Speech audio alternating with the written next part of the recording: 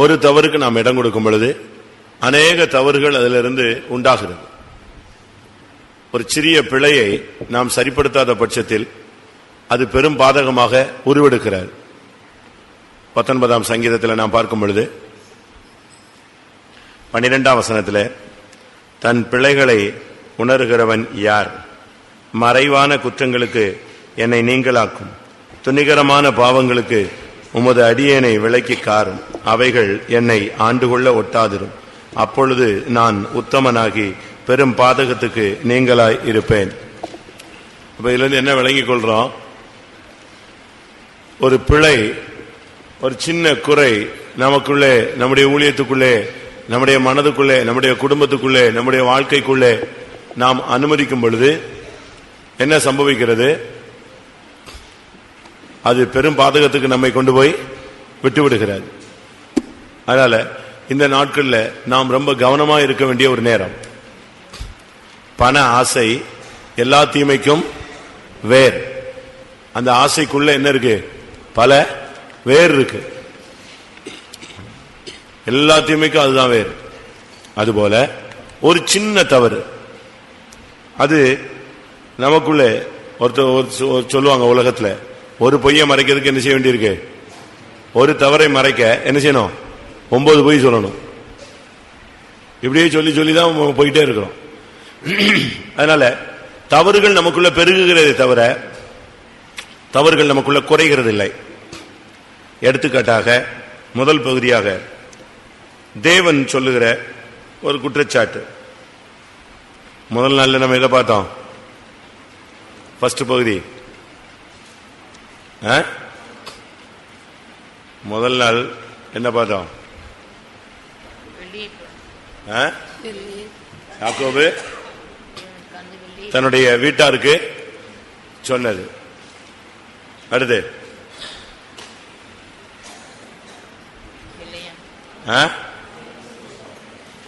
இரண்டாவது நாள் யோசுவா ஜனத்தை பார்த்து சொன்னது. மூணாவது ஆபிரகாம் தன் வீட்டாருக்கு தனக்கெல்லாம் விருத்த சேதனம் பண்ணினார். இன்னைக்கு 4வது. இது ஃபர்ஸ்ட் பார்ட்.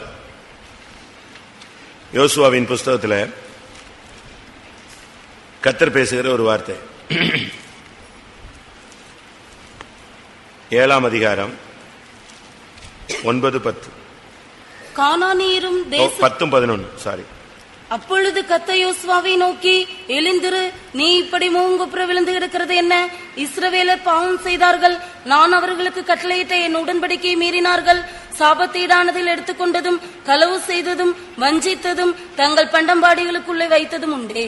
இங்கே நாம் பார்க்கும் பொழுது கர்த்தர் சொல்ற ஒரு வார்த்தை, நீ முகங்குப்புற விழுந்து கிடக்கிறது என்ன? இஸ்ரவேலர்கள் பாவம் செய்தார்கள். இங்கே சொல்லப்பட்ட வார்த்தை ஒரே ஒரு தவறு தான். ஒரு தவறு தான் ஒரு பெரிய பெரும் பாதகத்தை என்ன செஞ்சது? அவனுக்கு மாத்திரமல்ல, அந்த முழு இஸ்ரவேலுக்கும், சுமார் 6 லட்சம் புருஷர்களுக்கும் ஒரு பெரிய தோல்வியை கொண்டு வந்தது எந்த இடம் தான்? ஒரே ஒரு காரியம் தான். ஒரு சின்ன காரியம் தான் ஒரு பெரிய தோல்வியை கொண்டு வந்து விட்டாது. இந்த டேம்ல ஒரு சின்ன கசிவு இருந்தா போதும், அது எதை உடைச்சிரும்? டேம உடைச்சிரும். நீங்க தொட்டியில பாருங்க, ஒரு வெடிப்பு இருக்கட்டும், ஒரு குறிக்கப்பட்ட நேரத்துக்கு பிறகு அந்த தொட்டியில் என்ன இருக்காது? இருக்கிற பொருள் இருக்காது. என் ஜனங்கள் 2 தீமைகளை தெரிந்து கொண்டார்கள். ஒன்று, வெடிப்புள்ள தொட்டிகளை தெரிந்து கொண்ட. வெடிப்புள்ள தொட்டியை வச்சு என்ன பிரயோஜனம்? அது தூக்கிட்டு அலைஞ்சு என்ன பிரயோஜனம்? ஊத்த ஊத்த ஊத்த ஊத்த அது நெஞ்சிட்டே இருக்கும், வேஸ்ட் தான். அதுபோல ஒரு சின்ன தவறு. யோசுவாவின் புஸ்தகத்தில் ஆகானுடைய தவறு நமக்கு எல்லாருக்கும் தெரிஞ்ச ஒரு நபர். நம்ம கூட பிறந்தவ மாதிரி அடிக்கடி எல்லா சுத்திரி கூட்டத்திலையும் வருவான். நம்ம சபையில மட்டும் இல்ல, எல்லா சபையிலையும் வருவாங்க. ஆனா இன்னைக்கு அவனை வேற வியூல பார்க்கலாம். ஒரு தவறுனால எவ்வளவு விளைவு, அதை நம்ம இப்ப பார்க்க போறோம். யோசுவா 6ஆம் அதிகாரம் 18-19. இது தேவனுடைய கட்டளை யோசுவா மூலமாய் வெளிப்பட்டது. வாசி.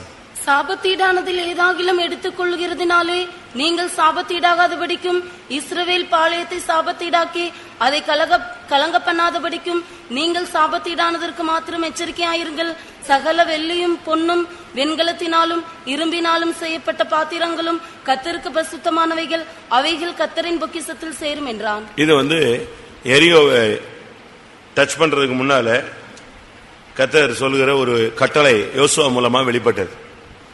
சாபத்தீடானதில் நீங்கள் எடுத்துக்கொண்டு நீங்கள் என்ன செய்யக்கூடாது? நீங்கள் சாபத்தீடாக ஆகக்கூடாது. ஒன்று. இரண்டாவது, இஸ்ரவேலின் பாளையத்தை சாபத்தீடாக மாற்றக்கூடாது. மூன்றாவது, அதை கலங்க பண்ண கூடாது. இதுல எச்சரிக்கையா இரு. அடுத்து, சகல பொன்னோ வெள்ளியோ ஏதாவது கிடைச்சா அது கர்த்தருடைய பொக்கிஷத்துல என்ன செய்யணும்? சேரணும். இதுதான் கட்டளை. சாபத்திடானதை எடுத்துடாத, எடுத்தா நீ சாபம் ஆயிடுவ. அடுத்து இஸ்ரவேலை என்ன செய்வ? சாபத்தீடாக்குவாய். அடுத்து முழு இஸ்ரவேலை என்ன செய்வ? கலங்க பண்ணுவாய். அதான் நிலவரம். இன்னொன்னு, அப்படி ஏதாவது உனக்கு அங்க கிடைச்சது அப்படின்னா நீ அதை எங்க கொண்டு போய் சேர்க்கணும்? கர்த்தருடைய பொக்கிஷத்துல போய் சேர்க்கணும். அது காணிக்கையா மாறிடும். இதான் கட்டளை. இப்ப யுத்தத்துக்கு கிளம்பியாச்சு. அங்க போனா எரியோ விழுந்தா இவனுக்கு எது கிடைச்சிருச்சே? இவனுக்கு அருமையான ஒரு பாபிலோனிய சால்வை கிடைத்தது. அடுத்து பொன் பாலம் கிடைச்சது, வெள்ளி சேக்கல் கிடைத்தது. ஃபர்ஸ்ட் பாயிண்ட்லயே இவன் கீழே விழுந்துட்டான். ஒரே ஒரு தவறு தான். இந்த மூணும் ஒரே வீட்டில் கிடைச்சது. மூணையும் எடுத்து வீட்டில் கொண்டு வந்தான். யுத்தம் அங்க எரிகோவெல்லாம் உடச்சு முடிச்சு எல்லாம் கீழே விழுந்து எல்லாத்தையும் ஜெயிச்சுட்டாங்க. இவன் நேர வீட்டுக்கு ஒழிச்சு வச்சுட்டு எங்க போயிட்டான்? அமைதியா எழுதிட்டான். ஒரே ஒரு காரியம்தான். அவன் விபச்சாரம் பண்ணல, வேசித்தனம் பண்ணல, யாரையும் கொலை பண்ணல, எதுவுமே பண்ணல. அவன் செஞ்சது என்னது? எடுத்து வச்சான். ஆனா இது ஸ்டார்டிங். இதனுடைய விருட்சம் என்ன தன்மையில எவ்வளவு குறைகள் இதுல பெருகி வருதுன்னு பாருங்க. முதலாவது, கர்த்தருடைய கட்டளையை மீறுவது, பிரமாணத்தை மீறுவது பாவம். ஒரு ஊழியக்காரனோ ஒரு நடத்திப்புக்காரர்களோ ஒரு பிரமாணத்தை சொன்னா அதை மீறுறது பாவம். ஸ்கூலுக்கு கூட பாருங்க, ஒரு யூனிஃபார்ம் வச்சிருக்கிறான், டைமிங் வச்சிருக்கிறான். ரூல்ஸ் அண்ட் ரெகுலேஷன்ஸ் இருக்கா இல்லையா? கம்பெனிகளுக்கு ரூல்ஸ் அண்ட் ரெகுலேஷன்ஸ் இருக்கு. நம்முடைய சர்ச்சையை நம்ம ரிஜிஸ்டர் பண்ணிருக்கோம். இதுக்கு பைலா இருக்கு, பார்லிமெண்ட் ஆக்ட்ல நெஞ்சிருக்கு. நம்ம இதை இணைச்சிருக்கிறோம். எல்லாத்துக்குமே என்ன இருக்கு? சட்ட திட்டங்கள் இருக்கு. உபதேசம் ஒரு சட்ட திட்டம்.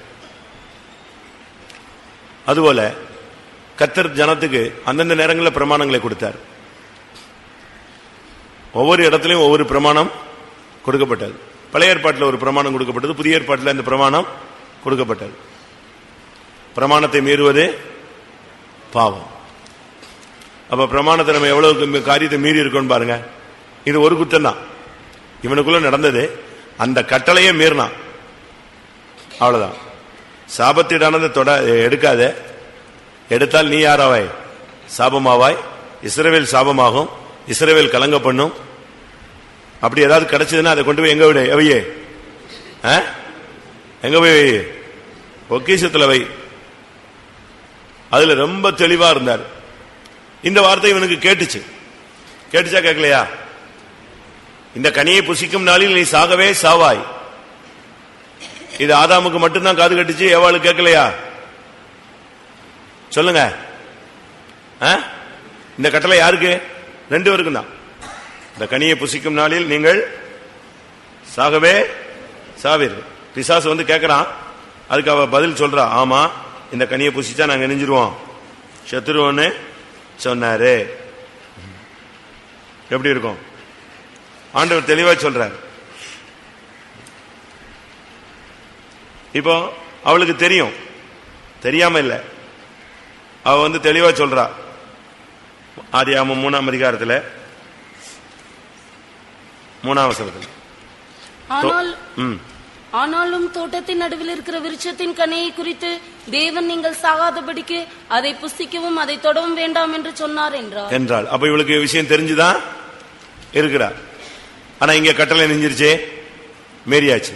பிரமாணத்தை மீறியாச்சு. பிரமாணத்தை மீறுவதே பாவம். இன்னைக்கு வரைக்கும் அதனுடைய விளைவை நம்ம நெஞ்சிட்டு இருக்கோம், சந்திச்சுக்கிட்டே இருக்கும். எத்தனை நூற்றாண்டுகள் தாண்டிருச்சு பாத்தீங்களா? அதுபோல ஒரு சாதாரண ஒரு விசுவாசி, சாதாரண விசுவாசி, நல்ல விசுவாசின்னு சொல்லுங்க,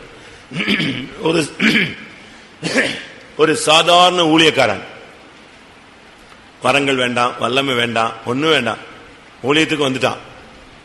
ஒரு சாதாரண விசுவாசி சத்தியத்தை அறிஞ்சு இயேசுவை ரட்சிக்கப்பட்டு ஞானஸ்நானம் எடுத்துட்டான்.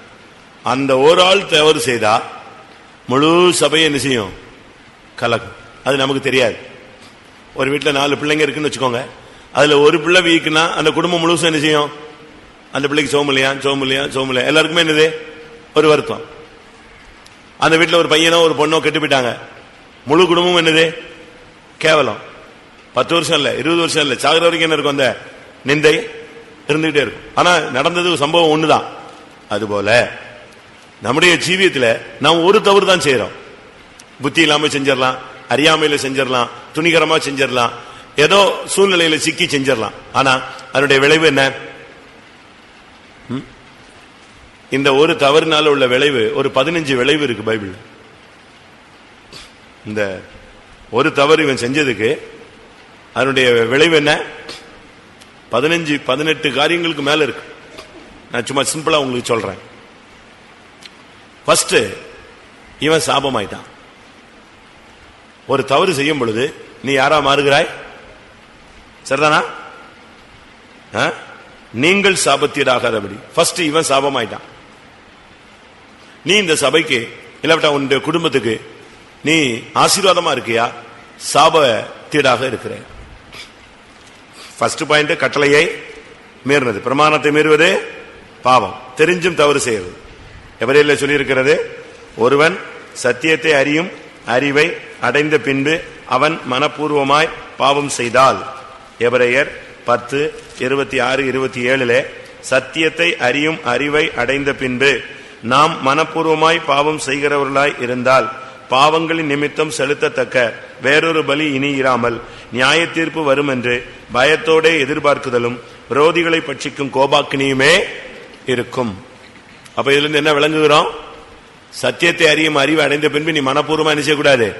பாவம் செஞ்சினா இன்னொரு ட்ரிப் இயேசு பலியில சிலுவையில தொங்க மாட்டாரு, ஜட்ஜ்மெண்ட் தான்.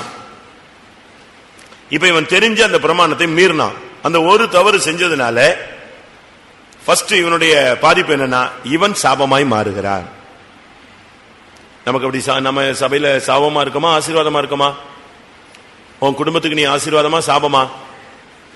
உன் குடும்பத்துக்கு நீ குழப்பவாதியா, நீ குடும்பத்துக்கு இளைப்பாறுதலை கொடுக்கிற நபரா? ஊழியத்தில் நீங்க ஒரு சாபக்கல்லாக இருக்கீங்களா? எப்படின்னு யோசிச்சு பாருங்க. ஃபர்ஸ்ட் இவன் சாபத்திடான். இரண்டாவது, இதனுடைய எஃபெக்ட் குடும்பம் சாபமாய் மாறுகிறது, இல்லாவிட்டால் இஸ்ரேல் சபை சாபமாய் மாறுகிறது. சாபத்தீடானதில் ஏதாகிலும் நீ எடுத்துக்கொள்ளுகிறதினால் நீ சாபத்தீடாகிறாய். இரண்டாவது, இஸ்ரவேலின் பாளையத்தை நீ என்ன செய்கிறாய்? சாபத்தீடாய்.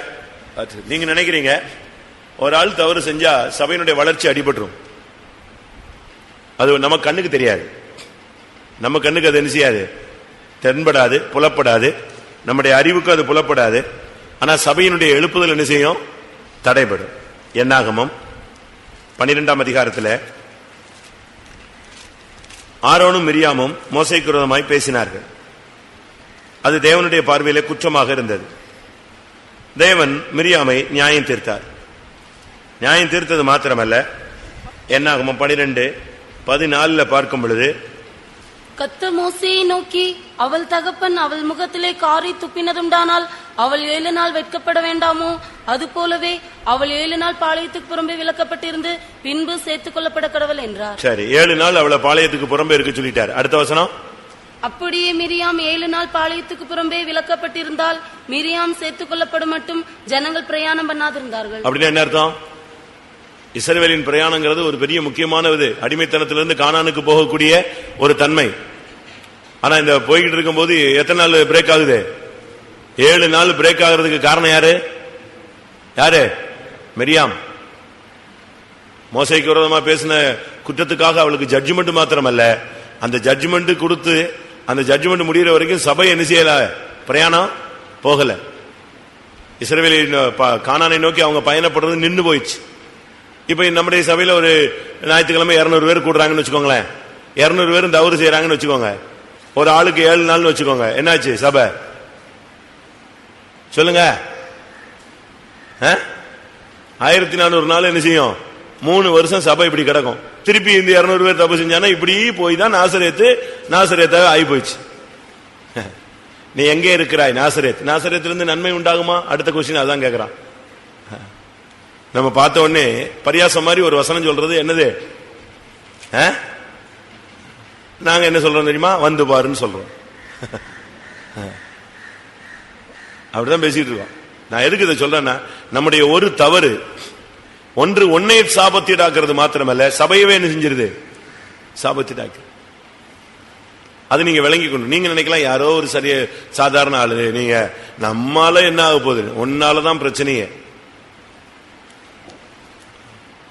ஒரு ஆள் தவறு செய்யும் பொழுது நீ சாபத்தீடாகிறது ஒரு பகுதி. அது நீ செஞ்ச தப்புக்கு அடி வாங்குற. ஆனா சபையும் சேர்ந்து என்ன செய்யுது? பாதிக்கப்படுது. யாக்கோபு சொல்றான், தன்னுடைய பிள்ளைகள் போய் எல்லாரையும் வெட்டிட்டு வந்தவனே சொல்றான், என்னுடைய வாசனையே நீங்க நெஞ்சிட்டீங்க, கெடுத்து போட்டீங்க, எனக்கு இருக்கிற நல்ல பேரெல்லாம் கெடுத்துட்டீங்களே, என்ன இவ்வளவு அசிங்கப்படுத்திட்டீங்களேன்னு சொல்றான். எவ்வளவு துக்கம். அதனால நம்முடைய ஜீவியத்தின் மூலமாக, நம்முடைய ஊழியங்களின் மூலமாக நாம் சாபத்தீடாக மாறக்கூடாது, சபையவே சாபத்தீடாக மாற்ற. ஒரு சிலர் சொல்றாங்கல்ல, இப்ப இவன் இருக்கிற சபைக்கு நம்ம போக முடியாது, இந்த ஆளு அந்த சபையில இருக்கான், ஐயோ அந்த சபைக்கு நான் வரல. அப்ப இவனை பத்தி என்ன சாட்சி இருக்கு? நீ சபைக்கு ஒரு சாபத்தீடாய் மாறக்கூடாது. அடுத்ததாக அதை கலங்க பண்ணாதபடி,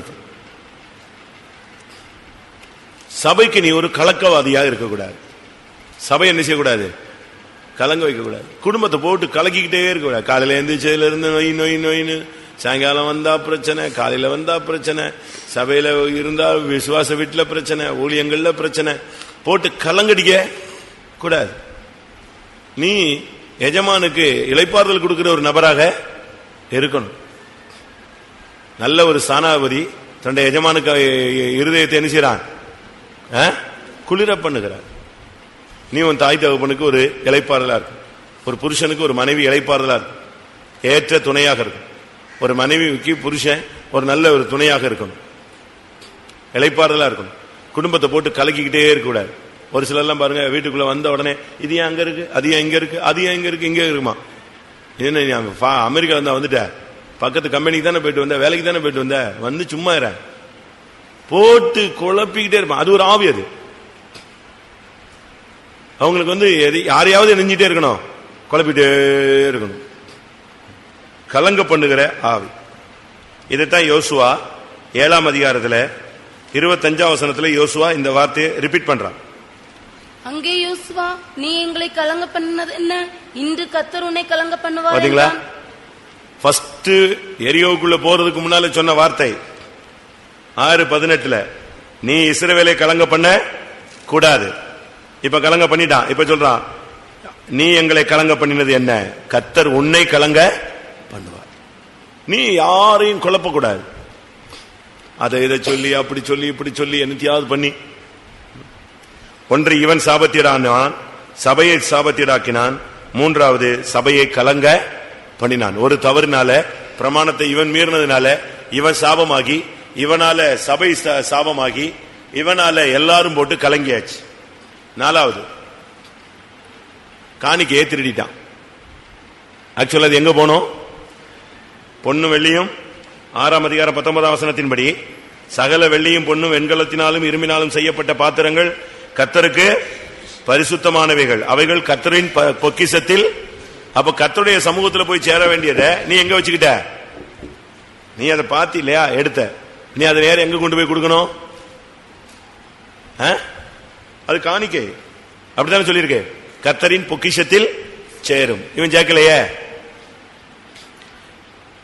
ரட்சிக்கப்பட்ட வருஷத்துல இருந்து இது வரைக்கும் எவ்வளவு காணிக்கை நீங்க ஏமாத்திருப்பீங்க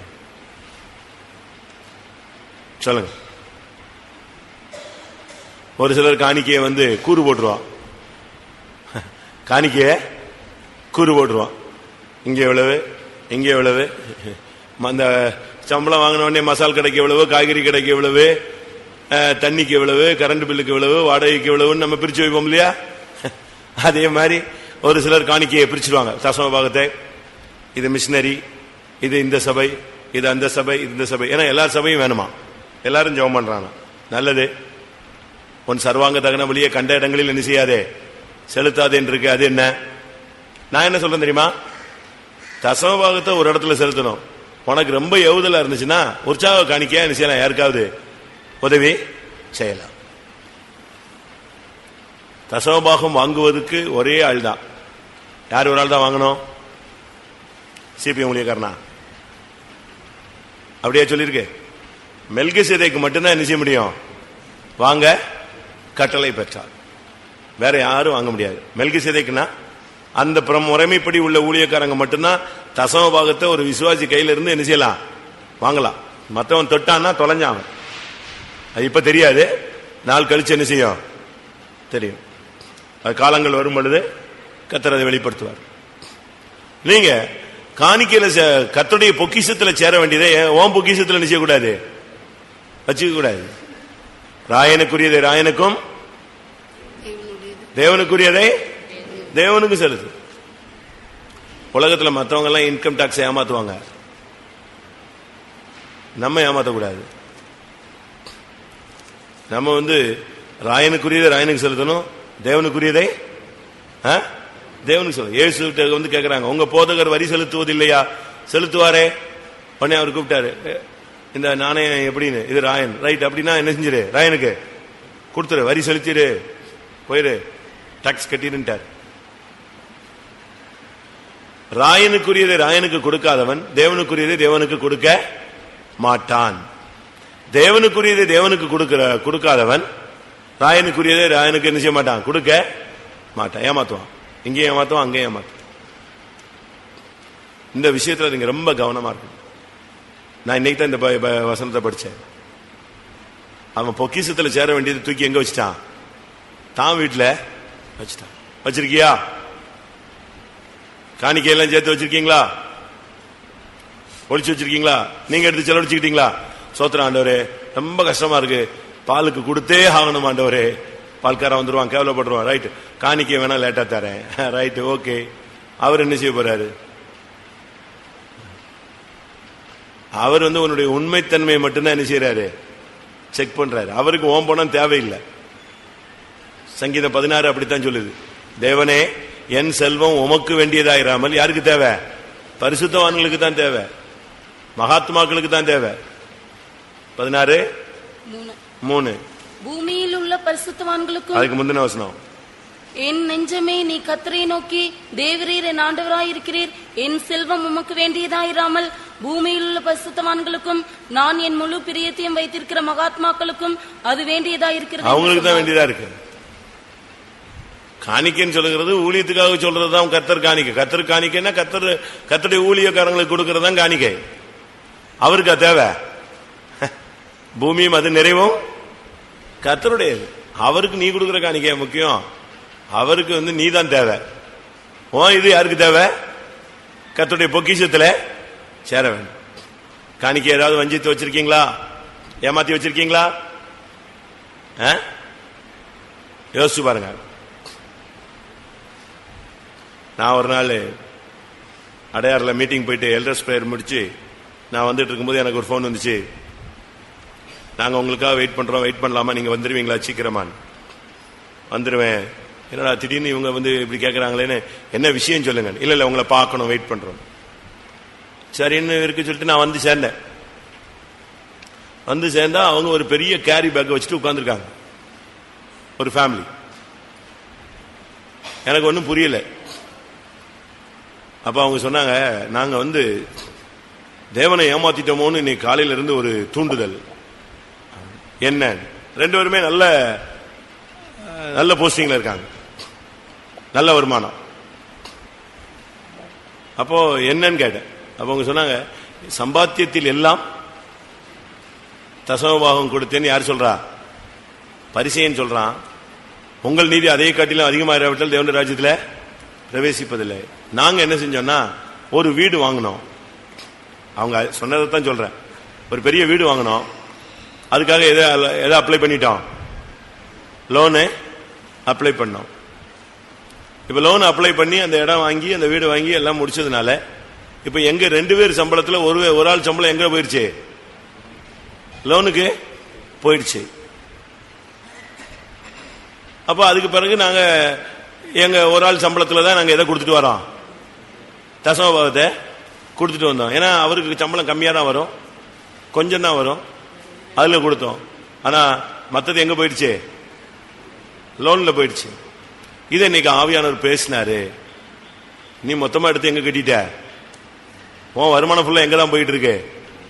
லோனுக்கு தான் போய்கிட்டு இருக்கு. நீ கர்த்தருக்கு செலுத்த வேண்டியதை செலுத்தலன்னு சொன்னாருன்னு சொல்லிட்டு இவங்க போய் பேங்க்ல இருந்து லட்சக்கணக்கான பணத்தை எடுத்து எப்ப இருந்து இந்த லோன் கிளியர் பண்ணாங்களோ அப்ப உள்ள இருந்து அவ்வளோத்தையும் எடுத்துட்டு எங்க வந்துட்டான்? தூக்கிட்டு வந்துட்டான். நான் சொன்னேன், இப்போ என்ன பண்ண? இல்ல இது போனாதான், இது கையில இருந்து கொடுத்தாதான் என்னது பூரண சமாதானமே வரும். இன்னொரு நாள் இன்னொரு விசுவாசி அதே ஊர்ல தான் வந்தாங்க. சொத்தை வித்தோம் காணிக்கை. ஏற்கனவே அந்த சொத்து இருந்துச்சு, ஒரு சொத்து இருந்துச்சு, அதை வித்தோம். அதுல காணிக்கையெல்லாம் நெஞ்சிட்டோம், கொடுத்துட்டோம். இப்ப அந்த மிச்ச பணத்தை வச்சு ஒரு சொத்து வாங்கி போட்டோம், அதை வித்தோம். அதுல இவ்வளவு எக்ஸஸா பணம் நெஞ்சது கிடைச்சது, அதனுடைய தசமபாகம்.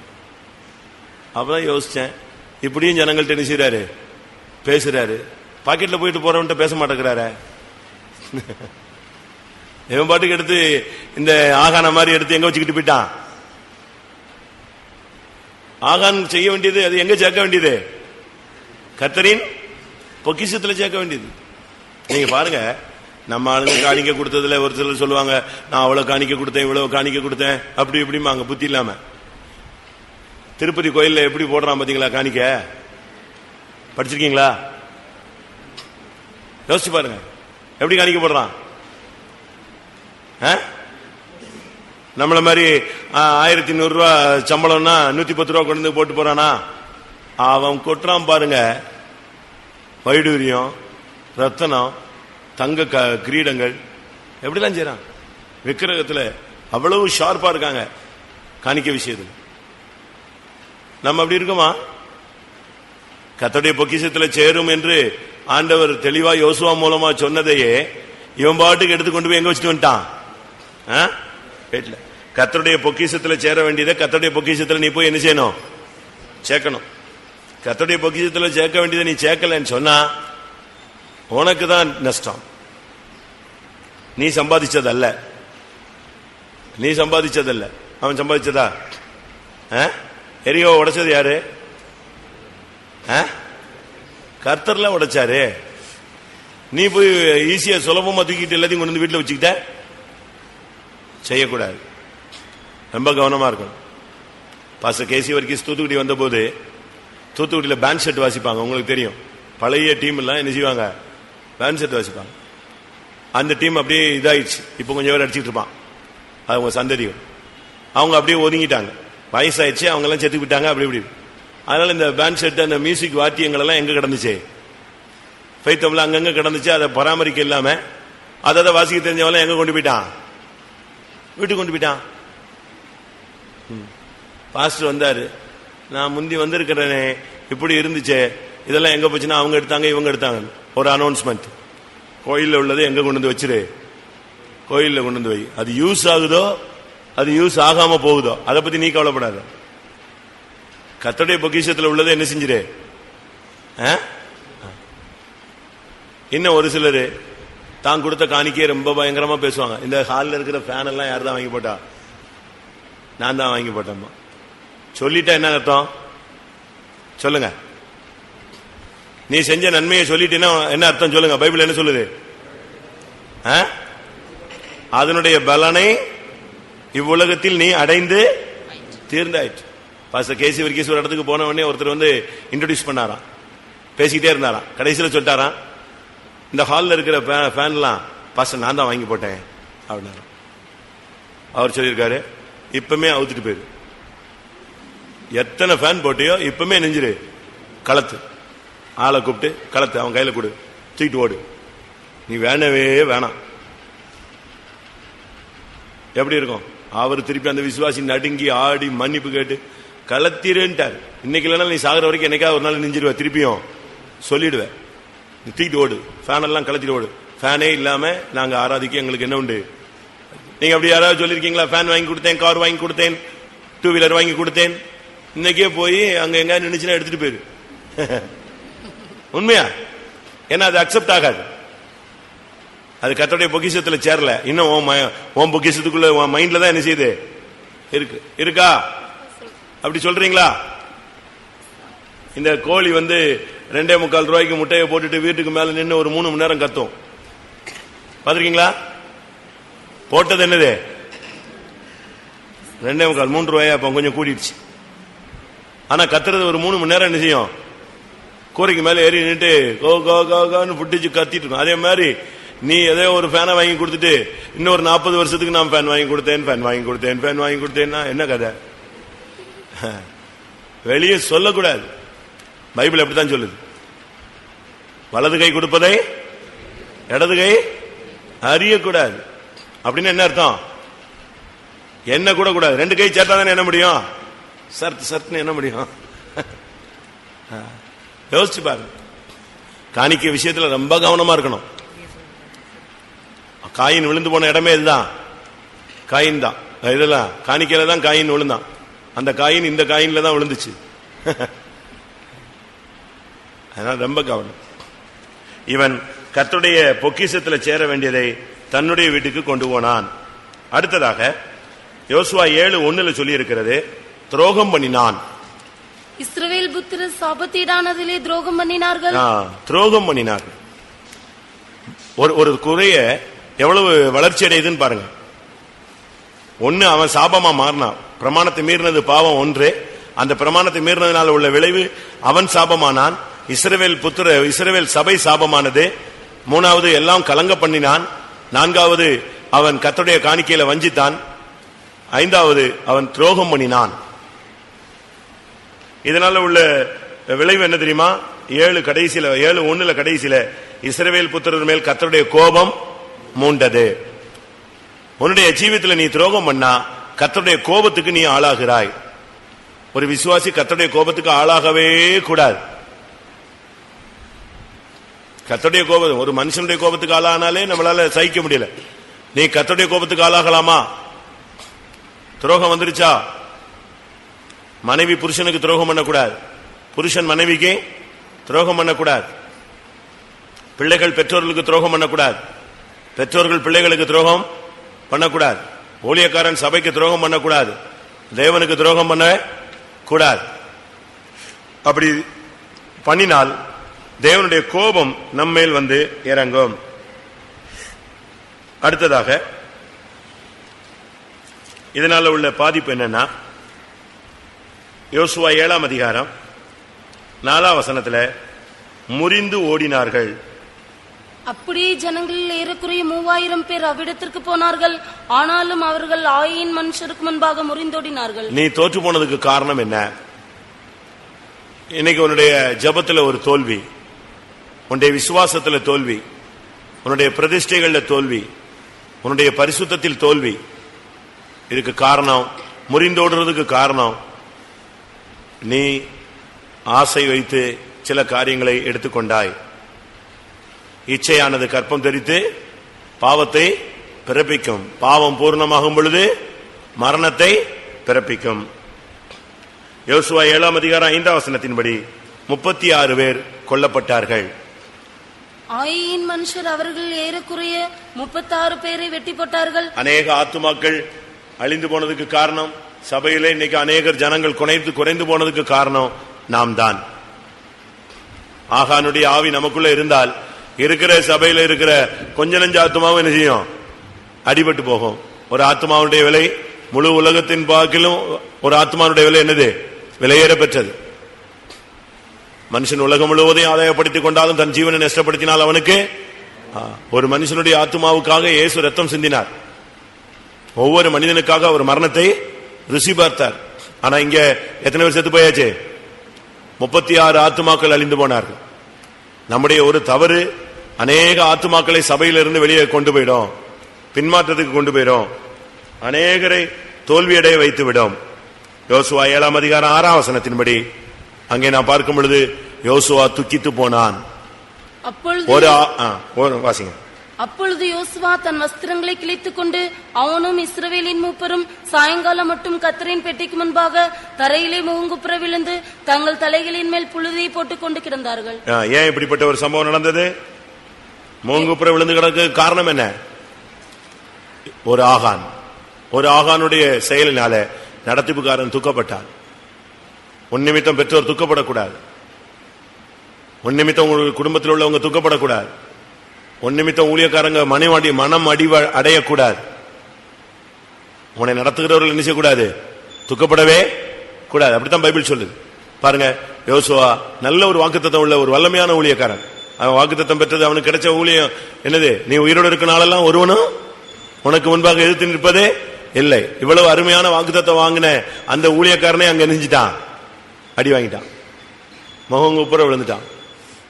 உன் நிமித்தம் மற்றவங்க துக்கப்படக்கூடாது. நடத்துகிறவர்கள் துக்கப்பட நீங்க இடம் கொடுக்காதீங்க. உங்களை நடத்துகிறவர்கள் உங்கள் நிமித்தம் சந்தோஷப்படணும். நீங்களே என் மகிழ்ச்சி, நீங்களே என் மாளிகை, நீங்களே என் நிருபங்கள், நீங்களே என்னுடைய சந்தோஷத்தின் கிரீடங்கள். அப்படித்தானே பவுல் சொல்றாரு ஜனங்களை பார்த்து. ஆனா கொரிந்தியர் சபையை ஒரு ட்ரிப் பார்த்து சொல்றாரு, நான் உங்கள் நிமித்தம் ரொம்ப சஞ்சலப்படுகிறேன்னு சொன்னார், துக்கப்படுகிறேன்னு சொன்னார். நம் நிமித்தம் துக்கம் மற்றவங்களுக்கு உண்டாகக்கூடாது. யோசுவா 7ஆம் அதிகாரம் 8ஆம் வசனத்தின்படி ஜனங்கள் முதுகை காட்டினார்கள். ஆண்டவரே, இஸ்ரவேல் தங்கள் சத்துருக்களுக்கு முதுகை காட்டினார்கள், இப்பொழுது நான் என்ன சொல்வேன்? இப்ப சபையில் உள்ள ஜனங்கள் எல்லாம் விசுவாசத்தை விட்டு திரும்புறாங்க, பரிசுத்தத்தை விட்டு டேன் ஆகுறாங்க, போராட்டங்களை நிற்க முடியாம தடுமாறுறாங்க. அதுக்கு காரணம் என்ன? முந்திலாம் தெய்வீக சுகங்கிறது சிபிஎம் முதுகெலும்பு. இன்னைக்கு தெய்வீக சுகத்தில் பார்க்கணும்னா 1-2 பேரை தேடிதான் செய்ய வேண்டியிருக்கு, பார்க்க வேண்டியது. பழைய ஆளுங்க கூட தெய்வீக சுகத்தை விட்டுறாங்க. கேட்டா எங்க பையன் தூக்கிட்டு போயிட்டான், எங்க அம்மா தூக்கிட்டு போயிட்டா, எங்க அக்கா தூக்கிட்டு போயிட்டா, அப்படிதான் என்ன செய்யறோம் சொல்றோம். பிசாசு அப்படி வஞ்சிக்கிறான். யார் மூலமாவது அந்த உடைக்கிறதுக்கு ட்ரை பண்றோம். நீங்க முதுகு காட்டுறீங்களா? 1ஆம் சாமுவேல்ல முழு இஸ்ரவேலின் ஜனங்களும் வந்து கோலியாத்துக்கு முன்பாக நிப்பாங்க. கோலியாத்து ஒரு வார்த்தை சொல்லுவான், ஒரு ஆள் வாங்க, நம்ம 2 பேரும் மோதலாம், நான் ஜெயிச்சா நீங்க அடிமை, நீங்க ஜெயிச்சீங்கன்னா நான் அடிமை. இந்த வார்த்தையை கேட்ட உடனே ஜனங்கள் என்ன செய்வாங்க? முதுகை காட்டினார்கள். எப்படி இருக்கும்? எல்லாம் ஓடி போயிடுவான். அந்த வார்த்தையை கேட்டா போதும், ஒருத்தரும் நிக்க மாட்டான். உடனே அவங்களுக்கு அந்த இடத்தை விட்டு ஓடுறதுக்கு தான் மைண்ட் வந்துச்சு. எப்படி இருக்கும்? அவனுடைய முகத்துக்கு விலகி ஓடி போனார். எப்ராஹிம் யுத்த நாளில் முதுகை காட்டினான். இன்னைக்கு ஜனங்கள் பின்மாறி போறதுக்கு காரணம் என்ன? நானோ நீயோ ஒரு ஆள் தான். அதனால தான் ஜனங்கள் யுத்த காலத்தில் நிக்க முடியல. விசுவாச போராட்டம் வரும் பொழுது, வாழ்க்கையில சில பிரச்சனைகள் வரும் பொழுது ஜனங்கள் சபையில நிக்காம ஓடி போறதுக்கு காரணம் என்ன? சபையை விட்டு போயிடுறாங்க. விலகி போறதுக்கு காரணம் யாரு? நாம் தான். அவர்கள் முதுகு காட்டினார்கள்.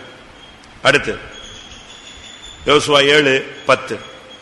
அப்பொழுது கர்த்தர் யோசுவாவை நோக்கி, எழுந்திரு, நீ இப்படி முகங்குப்புற விழுந்து கிடக்கிறது என்ன? இஸ்ரவேலர் பாவம் செய்தார்கள், நான் அவர்களுக்கு கட்டளையிட்ட என் உடன்படிக்கையை மீறினார்கள், சாபத்தீடானதில் எடுத்துக்கொண்டதும் களவு செய்ததும் வஞ்சித்ததும் தங்கள் பண்டம்பாடிகளுக்குள்ளே வைத்ததும் உண்டே. பாத்தீங்களா இங்க நடந்தது என்ன? இஸ்ரவேலர் பாவம் செய்தார்கள். அடுத்து அவர்கள் நான் கட்டளையிட்ட என் உடன்படிக்கையை எத்தனை பிரதிஷ்டையை உடைச்சிருக்கீங்க பாருங்க. எத்தனை உடன்படிக்கையை மீறி இருப்பீங்க? எத்தனை வார்த்தையை மீறி இருப்பீங்க? சொல்லுங்க, யோசிச்சு பாருங்க. எவ்வளவு பாவம்! உடன்படிக்கை மீறுவது எவ்வளவு கொரிய குற்றம். பைபிள் படிப்பேங்கிறீங்க, பைபிள் தான் படிக்க மாட்டேங்கிறீங்க. வேத வாசிக்கல, உபவாசிக்கல, ஜபிக்கல. அதிகாலை ஜபம் போயிடுச்சு, மிட் நைட் பிரேயர் போயிடுச்சு, ராத்திரியில எழும்பி கூப்பிடுற ஜபம் போயிடுச்சு, கைகளை உயர்த்தி ஜபிக்கிற ஜபம் போயிடுச்சு, முழங்கால் ஜபம் போயிடுச்சு, உபவாச ஜபம் போயிடுச்சு, கண்ணீரின் ஜபம் போயிடுச்சு, கெத்சமனே ஜபம் போயிடுச்சு. இப்ப நம்ம உட்கார்ந்துட்டே ஜபிக்கிறோம், அழகா படுத்துக்கிட்டே ஜபிக்கிறோம். நம்ம ஆத்மாவை அப்படி மழுக்கிட்டோம். அது உணர்வே இல்லாம நெஞ்சிருச்சே, போயிடுச்சு. இவன் பாருங்க, இவ்வளவு தவறு செஞ்சுட்டு யோசுவாவெல்லாம் மோங்கப்புறம் விழுந்து கிடந்தா கூட இவனுக்கு உணர்வே இல்ல. தன்னை பத்தி தன்னுடைய ஜீவியத்துல நீங்க என்ன பிரசங்கம் கேட்டாலும் பிரயோஜனம் இல்ல. அந்த பிரசங்கத்துக்கு என்ன செய்யணும்? உள்ள இடம் கொடுக்கணும். உணர்வில்லாத அவருடைய இருதயம் இருள் அடைந்தது. இவனுக்கு உணர்வே இல்லையே. லிஸ்ட் போட்டு வரிசையா குடும்பம், கோத்திரம், சமுதாயம், வம்சம் லிஸ்ட் போட்டா கூட இவன் தான் தப்பு செஞ்சங்கிறத அவனால என்ன செய்ய முடியல, உணரவே முடியலையே. காணிக்கை எடுத்து ஒளிச்சு வச்சுட்டியப்பா, பிரமாணத்தை மீறிட்டியே, ஜனங்கள் 36 பேர் செத்து போயிட்டானே, முதுகு காட்டிட்டானே, யோசுவா மூங்குப்புறம் விழுந்து கிடக்கிறானே, நீ சாபத்தீடாயிட்டியே, முழு இஸ்ரவேலும் கலங்கி கிடக்க, நீ துரோகம் பண்ணிட்டியே. ஒரு உணர்வும் இல்லவே இல்லை. சில குடும்பங்கள்ல புருஷன்மார் பாருங்க, பிள்ளைங்களுக்கு சாப்பாடு இருக்காது, இவன் ஃபுல்லா தண்ணி அடிச்சுட்டு வருவான். அந்த பிள்ளைங்க அன்னைக்கு சாப்பாடு இல்லாம கஷ்டப்படும், ஃபீஸ் கட்ட முடியாம அழும். இவனுக்கு தண்ணி தான். அப்ப அவனுக்கு என்ன இல்ல, உணர்வே இல்ல. இப்படிதான் இருக்கு. சில பேரண்ட்ஸ் அப்படித்தான் இருப்பாங்க, எந்த உணர்வும் இருக்காது. சில பிள்ளைங்க பாருங்க, பெற்றோர்கள் ரொம்ப கண்ணீர் விட்டு அழுவாங்க, ஐயோ தம்பி இப்படி பண்ணாத, பாப்பா இப்படி பண்ணாத. அதுக்கு மண்டையிலே என்ன செய்யாது, ஏறவே ஏறாது. இவங்க அழுவாங்க, ஏப்பா பார்த்தாலும் அழுதுகிட்டு பா அப்படின்னு போவோம். இந்த பழைய விசுவாசிகள்லாம், பழைய ஆளுங்கள்லாம் சொல்றாங்க, நாங்கெல்லாம் அந்த காலத்துல கஷ்டப்பட்டோம். உடனே இவங்க சொல்லுவாங்க, ஐயோ பாட்டு தொடங்கிட்டாங்களா, பழைய கதையை தொடங்கிட்டாங்களா. அப்படிதான் இந்த காலத்துல பேசுறாங்க. அவங்களுக்கு சிலுவை மரணம் ஒரு வேதனையின் மரணமாகவே என்ன செய்யல, தென்படலையே. சிலுவை பாடுகள் எல்லாம் பார்த்தா தானே மனம் திரும்புதல் வரும். சாபத்தீடானதில் எடுத்துக்கொண்டதும் களவு செய்ததும். ஆண்டவர் இந்த காரியத்தை எப்படிதான் எடுக்கிறாரு? ஆண்டவருடைய ஜட்ஜ்மெண்ட் கணக்குல வரும்போது அவன் சாபத்தீடாத எடுத்ததை கர்த்தர் எப்படி கணக்குல சேர்த்தாரு? களவு. காணிக்கையை நீ எடுத்து வச்சுக்கிட்டீங்கன்னா அதுக்கு பேர் என்னது? களவு, திருடு. திருடர்கள் எங்க போக முடியாது? திருடன் எங்க போக முடியாது? பரலோக ராஜ்யத்துக்கு போக முடியுமா? போக முடியாது. அதனால நம்முடைய ஜீவியத்தில் களவு இருக்கா, வஞ்சித்தல் இருக்கா, ஒளித்து வைக்கிற பழக்கம் இருக்கா? யோசிச்சு பாருங்க. யாராவது வஞ்சிக்கிறீங்களா? வஞ்சிக்கிறீங்களா? ஏமாத்துறீங்களா? உண்மை ஒரு நாள் வெளியே வந்துவிடும், ஊரெல்லாம் அது தெரிந்துவிடும் ஒருத்தன் சொல்லுவான். உண்மை ஒரு நாள் வெளியே வரும். நீ ஒளிச்சு வைக்க முடியாது. எவ்வளவு நேரம் ஒளிச்சு வைக்க முடியும்? தமிழ்ல சொல்லுவான், கத்திரிக்காய் முத்துனா எங்க வந்துருமா? கத்திரிக்காய் முத்துனா எங்க வந்துடும்? கடத்தெருவுக்கு வந்துருமா? வந்துடும், மார்க்கெட்டுக்கு வந்துடும். அது பிறகு தோட்டக்காரன் நல்லா முத்திக்கோன்னு சொல்லி எங்க வைக்க மாட்டான், தோட்டத்தில் வைக்க முடியாது. திருப்பி அவன் எதுக்கு விளைய வச்சான்? அது பக்குவம் வந்துச்சா எங்க வந்துடும்? வந்துடும். அது நீ களவு செய்றியா, வஞ்சிக்கிறியா? ஏமாத்தாத. விசுவாசி ஏமாத்தக்கூடாது, வஞ்சிக்க கூடாது. அடுத்து, பண்டம்பாடிகளிலே ஒளித்து வைத்தார்கள். நம்முடைய ஜீவியத்தில் இவைகள் இருக்கக்கூடாது. யோசுவா 7:15 இது மதிகேடான காரியம் என்று சொல்லி இருக்கிறது. அப்பொழுது சாபத்தீடானதை எடுத்தவனாய் கண்டுபிடிக்கப்படுகிறவன் கர்த்தரின் உடன்படிக்கையை மீறி இஸ்ரவேலில் மதிகேடான காரியத்தை செய்தபடியினால் அவனும் அவனுக்குள்ள யாவும் அக்னியில் சுட்டெரிக்கப்பட கடவது என்றார். இஸ்ரவேலிலே அவன் மதிகேடான காரியத்தை செய்தான். இது ரொம்ப ஞானமான காரியம் அல்ல.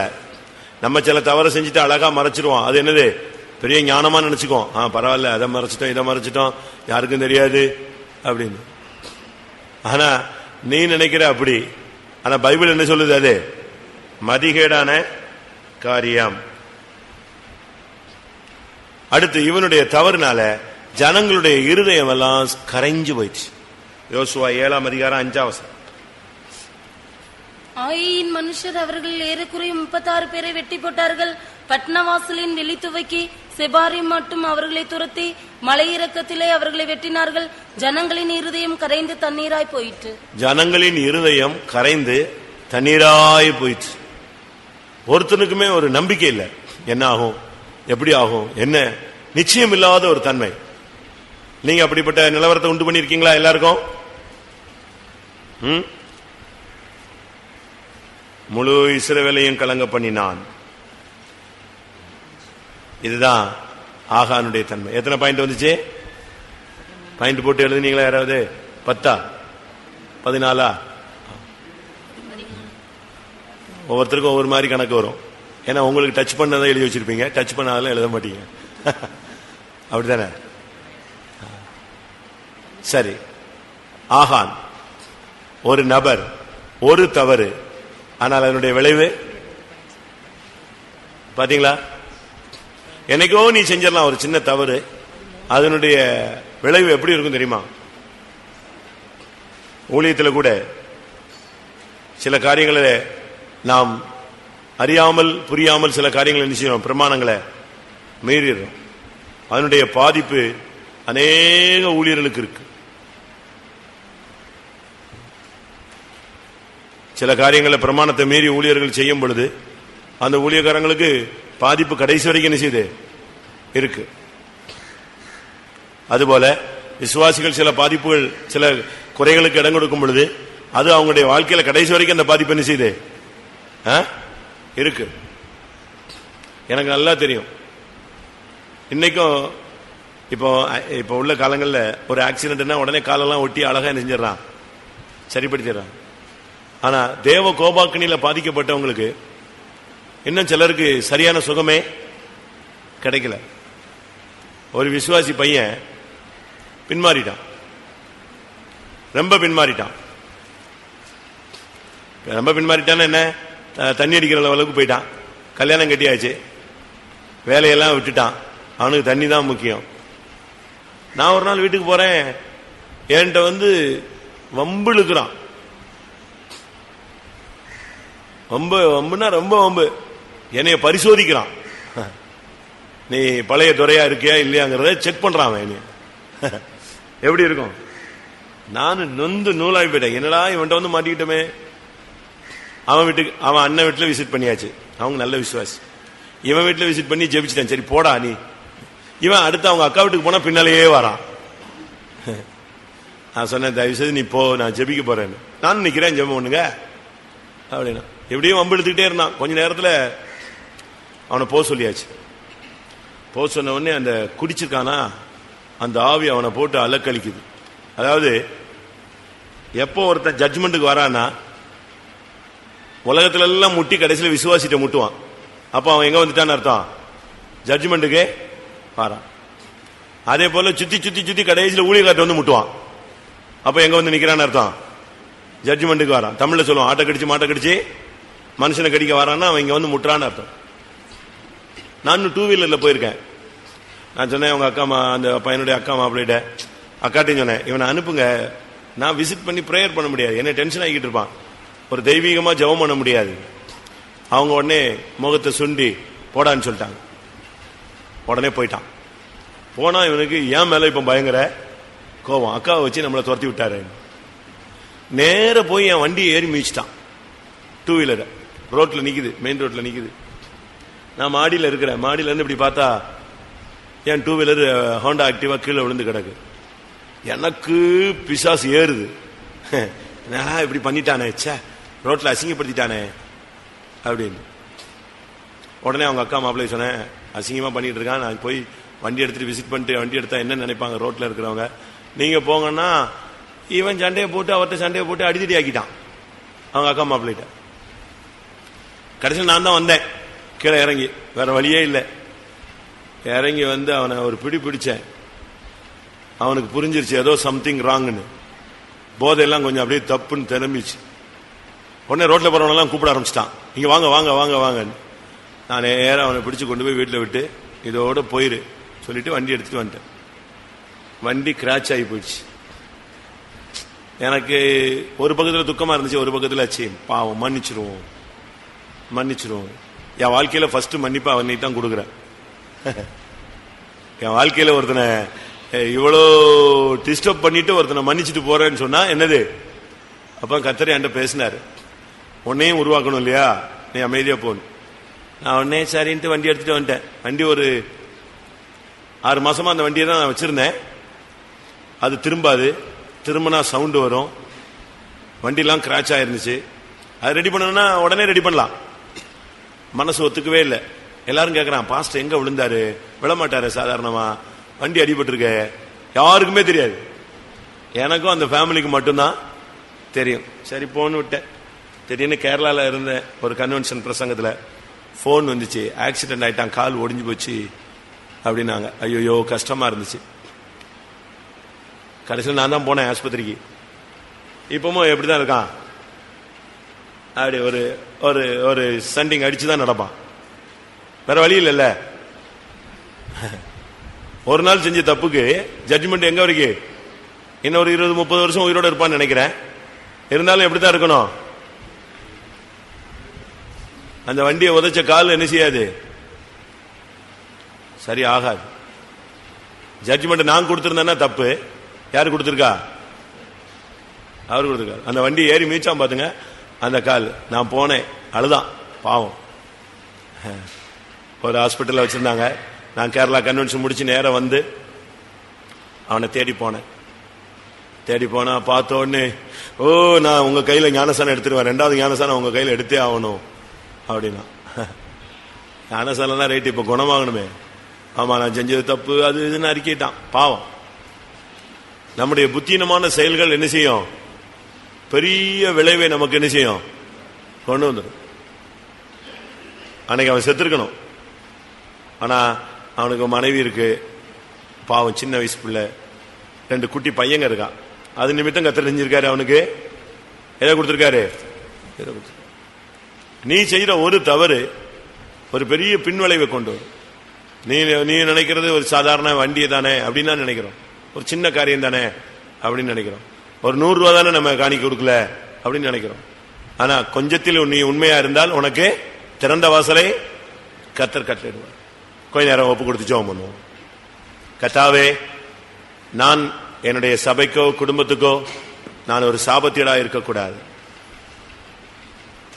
ஒரு ஆகான் 36 ஆத்துமா அழிவு, நடத்திப்புக்காரன் முகங்குப்புற விழுந்து கிடந்தான், ஜனங்கள் முதுகை காட்டினார்கள், ஒரு பெரிய தோல்வி, ஒரு பெரிய அவமானம், ஆண்டவருடைய நாமம் கேள்வி கேட்கப்பட்டது, ஜனங்களுடைய இருதயம் கரைந்து போயிற்று, மதிகேடான காரியம் செய்தான், கர்த்தருடைய பொக்கிஷத்தில் சேர வேண்டியதை தன் வீட்டில் கொண்டு போய் ஒளித்து வைத்துக் கொண்டார். இன்னொன்னு இதுல இன்னும் 3 பாயிண்ட் இருக்கு, அதையும் சொல்லிடுறேன். அவன் 3 காரியத்தை எடுத்து ஒளிச்சு வச்சான். என்னது? பாபிலோனிய சால்வை, 2வது வெள்ளி, அடுத்து பொன் பாழம். இது எதை காண்பிக்கிறது? பாபிலோனிய சால்வை. பாபிலோன்னா குழப்பம், இல்லாவிட்ட நவ நாகரீகம். சால்வைங்கிறது வைராக்கியம். உலக வைராக்கியம் உனக்கு இருக்கக்கூடாது, மாம்சீக வைராக்கியம் இருக்கக்கூடாது. அதை வீட்டுக்குள்ள என்ன செய்யக்கூடாது, ஒளிச்சு வைக்கக்கூடாது. என்னதான் ராபோஜனம் எடுத்தாலும் ஒரு சிலருக்கு பாருங்க, சிரிக்காதீங்க, அங்க என்ன பேச்சு வாழுது, நான் பேசுறேன்ல. நீங்க அப்ப சுத்தியிருப்பு கூட்டத்துக்கு வரக்கூடாது, வீட்டில் உட்கார்ந்து இருக்கணும் அழகா. இங்க வந்துட்டு நீங்க சிரிச்சு பேசுறதுக்கு கூட்டம் கிடையாது. பாபிலோனிய சால்வை ஒளிச்சு வச்சுட்டான். நமக்குள்ள மாம்சீக வைராக்கியம் ராபோஜனம் எடுத்துட்ட பிறகு அந்த மாம்சீக வைராக்கியம் என்ன செய்யக்கூடாது, இருக்கக்கூடாது. இவன் எங்க போய் ஒளிச்சு வச்சுட்டான்? அவன் சொல்றான், என் வீட்டில் நடுவில் அது என்ன செய்யப்பட்டிருக்கிறது, புதைத்து வைக்கப்படும். உன் இருதயத்தின் ஆழத்துல இந்த மாம்சீக வைராக்கியத்தை புதைச்சு வைக்க கூடாது. ராபோஜனம் எடுப்பாங்க, அடுத்த ராபோஜனம் எடுப்பாங்க. ஆனா அவங்ககிட்ட போய் அந்த ஆளை பத்தி கேளுங்க, உடனே என்ன சொல்லுவாங்க, அவன் மோசமான ஆளுங்க, எனக்கே அப்படி பண்ணிட்டான்.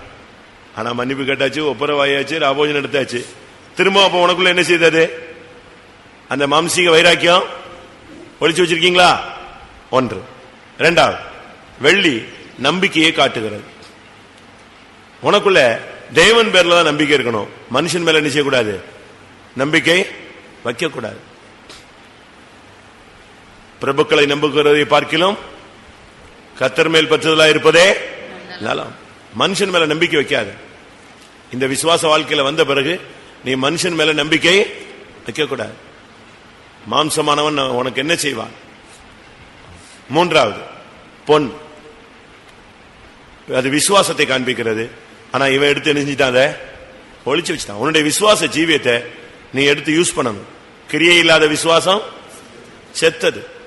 நீ போய் தான் ஒளிச்சு வச்சிட்டிய, அதுக்கு என்ன இல்ல, அந்த பொன்பாலத்தினால கிரியையே இல்ல, எந்த யூஸ் இல்ல. கிரியை இல்லாத கிரியை விசுவாசமானது கிரியைகளோடு கூட முயற்சி செய்து பூர்ணப்படுகிறது என்று காண்கிறோம். கிரியை இல்லாத விசுவாசம் செத்து போன விசுவாசத்தை வச்சுக்கிட்டு இருக்காது, உள்ள ஒளிச்சு வைக்காத. விசுவாச ஜீவியத்தை நீ நடைமுறைப்படுத்து. எல்லாரும் கண்களை மூடுவோம். ஒரு 10 நிமிடம் ஆண்டுடைய சமூகத்தில் நம்மை தாழ்த்தி ஒப்பு கொடுக்கலாம். கர்த்தாவே, என்னுடைய ஒரே பாயிண்ட், சாபத்திடா நீங்க சபையில இருக்காது. நான் இந்த ஊழியத்துக்கு சாபத்திடா இருந்தா நான் ஊழியம் செஞ்சு என்ன பிரயோஜனம்? ஜிப்பா போட்டு என்ன பிரயோஜனம்? நீங்க உங்க குடும்பத்துக்கு ஒரு சாபமா இருந்தா அந்த குடும்பத்துக்கு என்ன பிரயோஜனம்? இந்த சபைக்கு நீ ஒரு சாபத்திடா இருந்தா என்ன பிரயோஜனம்? கர்த்தாவே, உம்முடைய பிரமாணத்தை நான் மீறின இடங்களுக்காக மன்னிப்பு கேட்கிறேன். எல்லாரும் வாயை திறந்து கேட்கலாமே. அல்லேலூயா. சில நிமிடங்கள் கர்த்தருடைய பாதத்தில் நாம் விழுவோம், தாழ்த்தி ஒப்பு கொடுப்போம். ஆமென். அல்லேலூயா. கொஞ்ச நேரத்தை நீங்கள் பயன்படுத்திக் கொள்ளுங்கள். ஒரே ஒரு தவறு ஒரு பெரிய விழுகையை அவனுக்குள் கொண்டு வந்தது. எத்தனை பேர் ஒத்துக்கொள்ளுகிறீர்கள்? கர்த்தாவே, நான் பிரமாணத்தை மீறினேன், என் குடும்பத்துக்கு நானே ஒரு சாபமாய் மாறினேன், என் சபையின் ஆசீர்வாதத்துக்கு நானே ஒரு தடைக்கல்லாய் மாறி போனேன். தேவரீர் மன்னியும். என் நிமித்தம் தான் என் குடும்பத்தில் பிரச்சனை, என் நிமித்தம் தான் குடும்பத்தில் கலக்கம், என்னுடைய பேச்சு தான் சரியில்லை, என்னுடைய கிரியைகள் தான் சரியில்லை, என்னுடைய நடவடிக்கைகள் தான் சரியில்லை.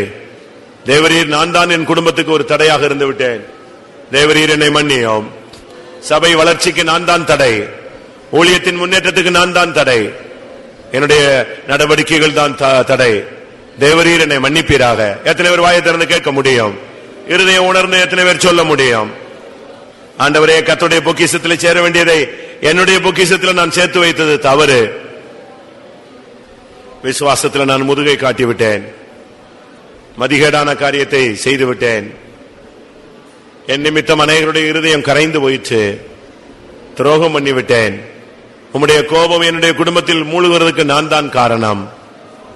தேவரீர் என்னுடைய குறைகளை மன்னிப்பீராக, இரக்கம் செய்வீராக.